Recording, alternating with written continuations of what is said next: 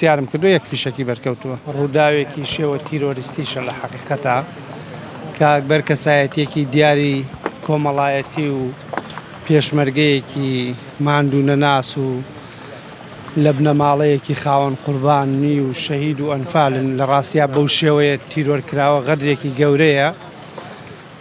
ئومێدەکەین لایەنە پەیوەندیدارەکان دەستگاکانی ئاسایش و پۆلیس نەیەڵن ئەم جۆرە تاوانانە بەسەریان تێپەڕێ، چونکە لە ڕاستیدا بە حکمی پێگەی بەرزی کۆمەڵایەتی کاکەکبەر یعنی ڕووداوەکە کاریگەری لەسەر ئاسایشی یعنی منطق ئاسایشی نەفسی خەڵکەیە لەسەر سلمی کۆمەڵایەتی هەیە، بۆیە ئومێدەکەین دەستگا ئەمنیەکان بە ئەرکی خۆیان هەڵسن ئەگەر چی ینی لە شەوەوە کەم تەرخەمیان نەکردووە یعنی حزورێ باشیان هەیە بە دوای سەرەداوە ئەگەڕێن.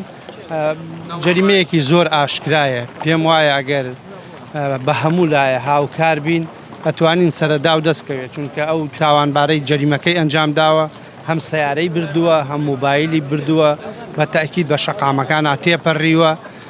دەکرێت هەوڵێکی جدی بدرێ هەموو لا هاوکار بین بۆ ئەوەی ئەم جۆرە تاوانانە هەروە بە ئاسانی دەرباز نەبێ وەکوتم بۆ دیاردەیەکی زۆر خراپە و کاریگەری لەسەر فەزای گشتی هەیە. بەردەوام من لە تحقیقکردن و لەوانەیە هێشتا نەگەیشتنەوە نەتیجەیەکی تەواو، تەنها شتێکی سەرەتایی تیرۆرکردنەکەیان ڕاگەیان بە ڕەسمی.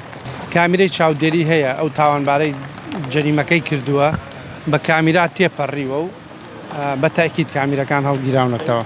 وەڵای من خۆم چوومە شوێنی ڕووداوەکە، ئەو شوێنەی کە لێی کوژرا بوو خوێنی ڕژابوو، یعنی نەشوانی هەیە و نە خەڵکی عەرەبی لایە و نە خەڵکی عەرەبیش لەو ناوە هەیە. دوای مەسەلەی کۆمەڵایەتی بەداخەوە ئەمە بابەتێکە لە کوردستانی خۆمان بەگشتی بەدووە هەتا دەستگاکانی ڕاگەیاندن هەتا موسساتی ئەمنیش زۆر جار ئەڵێن کێشەی کۆمەڵایەتی هەیە یان نییە. بەڕاستی ئەمە مەوزوع نییە، مەوزوع ئەوەیە هەرکێ بێ بدۆزرێتەوە، ئیتر کێشەکە هەرچی بێ مهم ئەوەیە ئەو کەسەی جەریمەکەی ئەنجام داوە تاوانەکەی کردووە بدۆزرێتەوە. ئەوەی من پرسیارم کردو یەک فیشەکی بەرکەوتووە.